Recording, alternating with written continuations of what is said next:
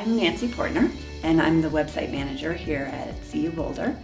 My name's Kelsey Draper. I'm the Learning and Development Coordinator for Facilities Management. How we started getting this idea was just by talking to our staff and talking to our supervisors about what they needed. And we were able to identify computer literacy and computer training as a need for our custodial staff.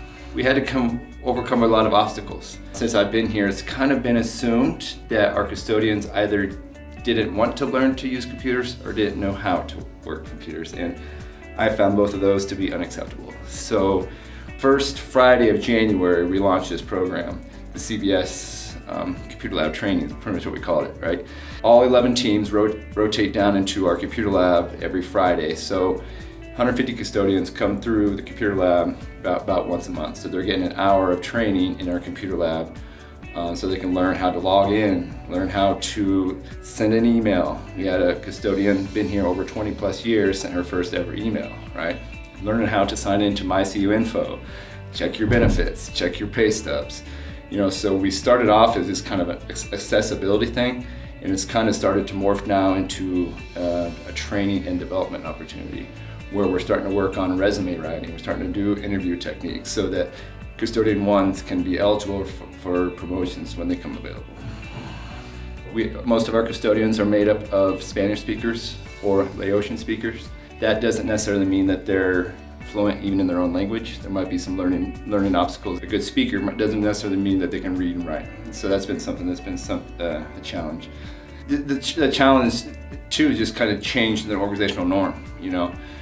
What's happened now since this custodian training is some of our supervisors are allowing our custodians, they're scheduling them computer time each week, right? So that they're not just seeing us once a month, losing all the skills they developed, and then try to pick it up again.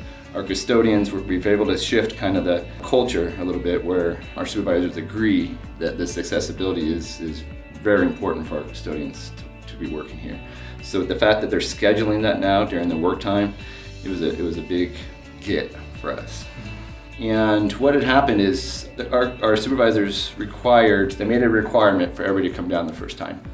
And then the second time they left it optional. And we're still getting about 60 to 70% of custodians coming down.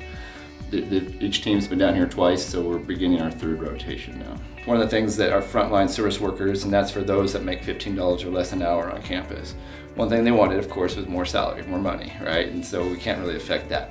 But what else they wanted was computer training and employee development, and that's something that we can do and that we are doing. Some of the benefits that the custodians are getting out of this is one, just a sense of empowerment, right? Where they're starting to feel a little bit more included in our campus community, right? And the idea of this started around inclusive excellence. How do we make everybody have the opportunity here that maybe Nancy and I take for granted, having computer access even? So that empowerment has been really palpable in the room. Another benefit is just the teamwork that goes on, the team building. When they come down here, they're helping each other out. We have coffee, we have donuts. We just kind of provide an opportunity to meet with HR, talk about benefits. So what I was really impressed with when I started here, I always heard, it's really hard to communicate with our custodial staff. So, do a paper printout or, tell the supervisor and word of mouth will get the message out there. And so I've been here for 5 years, and for the past 4 of those 5 years, that was our methodology in communicating with our custodial staff. It was like a light bulb moment that went off for Kelsey and Ferris, like, well, why are we just accepting this as the norm for communicating? Why don't we jump in and actually fix the root of the problem, which is the accessibility to the computer technology. So if they want, we can set up their work email on their phone, right? Which is a better way for me to communicate with them about trainings, about engagement opportunities for them. One thing that's really important too that came out of all this past fall, when there was an active harm or situation on campus, we had custodians that could have potentially been in harm's way that didn't have the rave alert system on their phones, right? Nobody had ever signed them up and they didn't know how to do it themselves. So one of the first action items we took was when the people came in, we got them signed up for their rave so the event, something like this happened again, they would be alerted.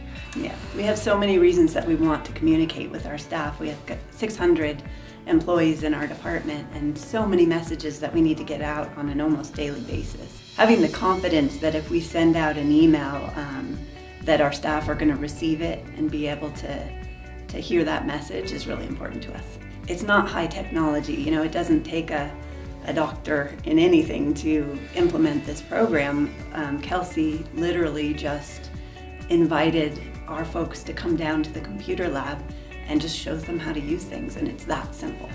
Housing and dining, I think it's something that would be scalable to them. It's just a matter of getting a commitment from their supervisory staff. 'Cause I know that they're faced with some of the same problems that we are, just being on different committees on campus. I appreciate this. I appreciate Nancy nominating us for this work, and I hope that, even if we're not selected as the recipient, the winner of this, if the people out there want our help in implementing this in your department, please let us know. I have an exact idea how I'd send the money, in fact. We started a committee here within Infrastructure and Safety. It's called ISEEC, Infrastructure and Safety Inclusive Excellence Committee. It's made up of 22 members. We have a nice snapshot of our whole division. And we're looking for some seed money to identify areas such as the computer lab training and implement that. And so in order for that to happen, we need some seed money to kind of get going.